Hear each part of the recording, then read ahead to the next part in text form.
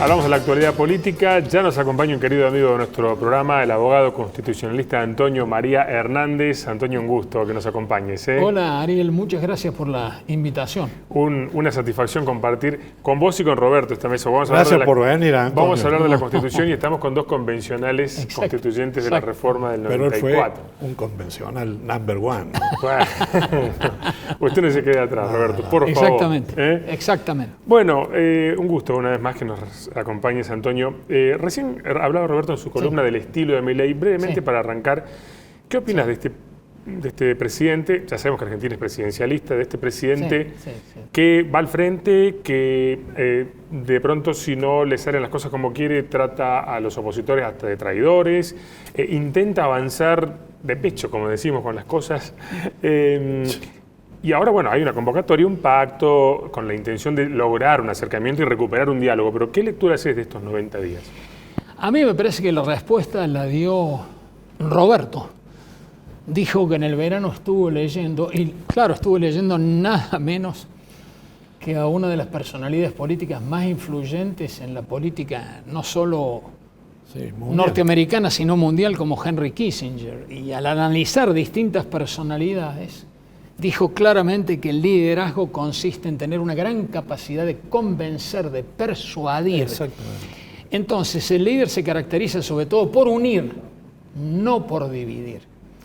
Lo que pasa es que nosotros ahora, con el populismo, que es uno de los fenómenos más graves que hay como ataques a la democracia a nivel mundial, en la región y también en la Argentina, tenemos expertos en fragmentar y en dividir. A través del relato, a través de una división maniquea entre buenos y malos, y entonces todo eso constituye una forma de liderazgo que da algún resultado. Eso es una cosa evidente, es decir, lo había enseñado Carl Schmitt, hubo después otros discípulos, lo llevaron adelante sectores populistas, lo hizo claramente Kirchner, lo hizo Fernández de Kirchner. Pero es evidente que Milei utiliza exactamente la misma técnica. Entonces, un presidente tiene que caracterizarse primero por un gran respeto por la Constitución. Segundo, saber que él representa toda la sociedad argentina, a los que lo votaron y a los que no lo votaron. En tercer lugar, él tiene un mandato de constituir la Unión Nacional, no porque sea lo que tiene que hacer un líder político en serio, sino porque además es el primero de los mandatos que está en el preámbulo de la Constitución Nacional. Entonces, estos son los temas que yo veo como más delicados en estos primeros 90 días, pero ya con una novedad importante. El discurso último de apertura de las sesiones marcó un cambio en este estilo, porque más allá de lo que fue la primera parte del discurso, en la parte final convoca de alguna manera, él hablaba de que el consenso era una palabra que significaba corrupción, lo cual es un disparate. Ahora habla de acuerdo, entonces habla acuerdo sobre 10 puntos, o sea, se ha producido un cambio, nosotros esperamos que ese cambio dé resultados en esto. Hay que saber también que debe trabajarse para el consenso, para el cambio, para el acuerdo. Fíjense que recién dentro de los 10 puntos también mencionaba Roberto con mucha inteligencia un punto que ha sido especialmente estudiado en la reforma del 94, se cumplen 30 años de la reforma, lo vinculado a la coparticipación impositiva, que es clave para las finanzas federales, que la Constitución ha prescripto. Pero nosotros no hemos podido avanzar, ahí está una de las características de la Argentina, un país decadente, con gente que no conoce bien la Constitución, con gente que viola la Constitución. Entonces, es clave que nosotros podamos avanzar en una serie de acuerdos que son los que nos ordena la Constitución, que además marcó el tránsito de un federalismo que se llamaba dual o competitivo, con claras competencias de cada uno de los órdenes de gobierno, a un federalismo llamado de coordinación o concertación, donde lo que se busca por el constituyente es un federalismo más moderno, donde se unan en maduras y modernas relaciones interjurisdiccionales los distintos órdenes de gobierno para mejor alcanzar los objetivos del bien común, tanto del del gobierno federal, del Estado federal, como de los estados provinciales, como de los estados municipales. Así que en definitiva, ojalá que este cambio que se ha advertido empiece a dar sus frutos. Hoy mismo se ha producido una invitación a los gobernadores, que también juegan un rol muy importante en el Estado argentino, y es de esperar que haya un mejor funcionamiento del Congreso de la Nación. Este es un tema muy importante. Hay que entender que la democracia constitucional se basa en eso. Hay división y equilibrio de los poderes. La división y equilibrio de los poderes es horizontal, poder legislativo, ejecutivo y judicial, pero también es división vertical del poder. Por eso una forma federal de Estado, porque el poder está dividido en relación al territorio en 4 órdenes de gobierno: gobierno federal, gobiernos de provincia, gobierno de la Ciudad Autónoma de Buenos Aires, municipios autónomos. O sea, democracia constitucional, republicana y federal, necesidad de acuerdos, necesidad de concertación. Para eso hace falta siempre gobernar con la Constitución en la mano. Esto es algo que quiero decirlo muy especialmente. Uno ha notado en todo este tiempo, es decir, la falta de conocimiento que se tiene de la Constitución o de otras instituciones. Por ejemplo, vimos el tratamiento de la llamada ley ómnibus. Primero, un verdadero disparate mandar una ley ómnibus. La ley ómnibus tenía 644 artículos. Se podrían haber mandado por separado. Simplemente, teniendo algo de experiencia legislativa, vos simplemente tenías que dividir los temas y enviarlos con distintos proyectos de ley. Mucha gente iba a estar dispuesto a apoyar algunos proyectos sí, otros no. Hace más de 2100 años, en la ley Cecilia Didia de 98 a.C., los romanos, padres del derecho, prohibieron para siempre una ley ómnibus.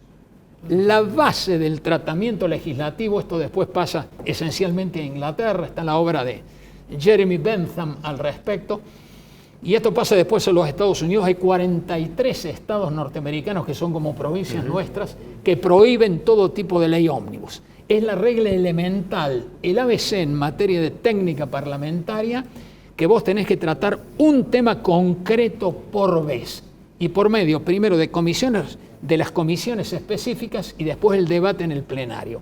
O sea, en definitiva, la falta de conocimiento de la Constitución, la falta de conocimiento de la política, la falta de conocimiento de lo que es el Congreso, nos llevó a ese problema, y donde terminó como iba a terminar la llamada ley ómnibus. Yo espero que ahora, que está comenzando esta nuevo debate, esta nueva oportunidad, aprovechemos la experiencia ya vivida precisamente para ver si podemos ir avanzando, porque lo que no hay ninguna duda es que la Argentina requiere muy profundos cambios. Sí, y acuerdos puntualmente que también van a tener su correlato. Si en lo político se logra encauzar, digamos, el tratamiento de los temas difíciles, su correlato luego en lo económico. Antonio, sí, este presidente sacó el 56% de los votos, y gran parte de ese 56% era voto joven. Hay que, como dice un periodista de la televisión de Buenos Aires, hay que ver por dónde soplan los nuevos vientos. Exigían las nuevas generaciones el cambio del estilo. Yo no sé, acá se insiste en actitudes vetustas. Bueno, yo creo que no es culpa de que no nos hemos preocupado, pero también 16 años de gobierno K, que corrompieron la estructura política del Estado, ¿no? Es evidente que, además, la dirigencia política tiene que estar a la altura de las responsabilidades. Claro, es decir, hay que hacer funcionar bien las instituciones. Sí. El Poder Ejecutivo con sus competencias, el Poder Legislativo lo mismo, lo propio el Poder Judicial. Fíjense lo último que ha pasado, es decir, este aumento de dietas, por ejemplo, del 30%. Eso ha sido un verdadero papelón. Y para colmo, la explicación que han dado los dos presidentes de las cámaras es todavía otra vergüenza, porque demostraron que no conocen los antecedentes. Todo esto había sido establecido por una reglamentación, de tal manera que ahora el cambio tiene que ser dispuesto por otra reglamentación que tienen que dictar los presidentes de las cámaras. Pero además de esto, imagínense ustedes lo que es la desubicación frente a lo que es la pobreza, la miseria, Claro, lo que está sufriendo en este momento, sobre todo los jubilados, venir con un aumento del 30%. Es decir, sobre sueldos ya altísimos, ¿no? La dirigencia tiene que estar a la altura de la responsabilidad. En 2 minutos, 3, nos queda mucho más tiempo. Se trata del DNU. ¿Cómo ves el futuro del DNU y es constitucional o no a tu juicio?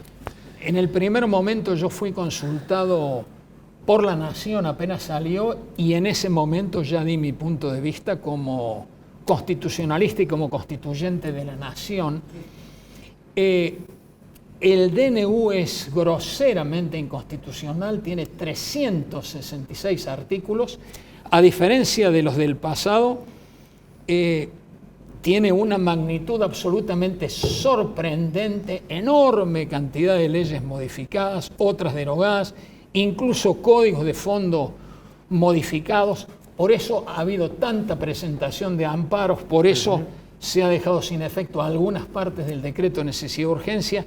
La información que uno tiene es que en un próximo tratamiento, primero en el Senado, yo creo que ya están los votos para obviamente rechazarlo. ¿Qué es lo que yo pienso? Que acá se ve una de las más grandes violaciones a la reforma de 1994. Es decir, nosotros logramos, por acuerdo de muchas fuerzas políticas, es decir, lo más importante que es ponernos de acuerdo en la política constitucional, que es la más importante de la política que puede tener el Estado.